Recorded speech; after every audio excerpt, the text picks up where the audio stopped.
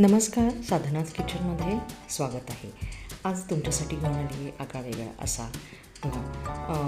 आपण जो चहा पितो बरोबर ना, तो आरोग्यासाठी फायदेशीर आहे का? कधीतरी ठीक आहे, पण ॲक्च्युली तो हानिकारक आहे. तर यासाठी काय करायचं, चहाऐवजी हा एक ऑप्शनल असा काढा आहे.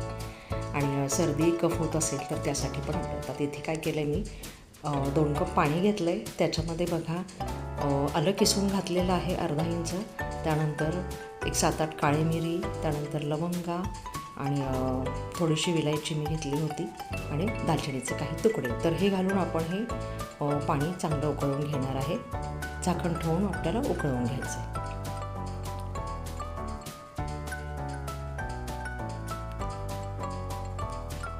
आणि आता शेवटी घालतात आपल्याला इथे तुळशीची पानं.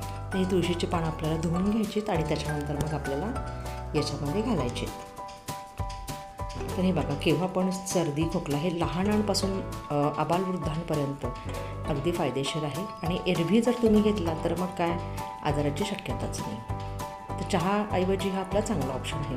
शिवाय वेट लॉस पण होतं आहे आणि सर्दी कफ आपल्याला कधी होईल अजिबातच नाही.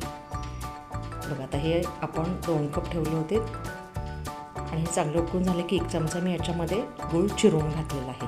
काय होतं, जरा असा तिखटपणा त्याला येतो, स्पायसी आपण करतो थोडंसं, तर तो तिखटपणा जर कोणाला नको असेल नाही का, तर मग म्हणून याला ऑप्शनल म्हणून आपण काय केलं आहे, थोडासा 1 चमचाभर गूळ घातला आहे. तुम्हाला सहन होत असेल तर गूळ नाही घातला तरीसुद्धा इथे चालू शकेल. कफ जमा झाला असेल तर तोही मोकळा होतो, श्वास मोकळा होतो. असे बरेच फायदे आहेत या आपल्या आरोग्यवर्धक अशा काढ्याचे. चला, आता इथे आपण झालेलं आहे, तर कपामध्ये गाळून घेऊया. तुम्ही करून बघा आणि सर्दी कफ दुखण्यांना पळवून लावा. की दिवसातून हा 2दा घ्यायला काय हरकत नाही आहे, सकाळी आणि संध्याकाळी. तर मला सांगा कमेंट्स करून. तसंच लाईक करा, शेअर करा आणि सबस्क्राईब करायला मुळीच विसरू नका.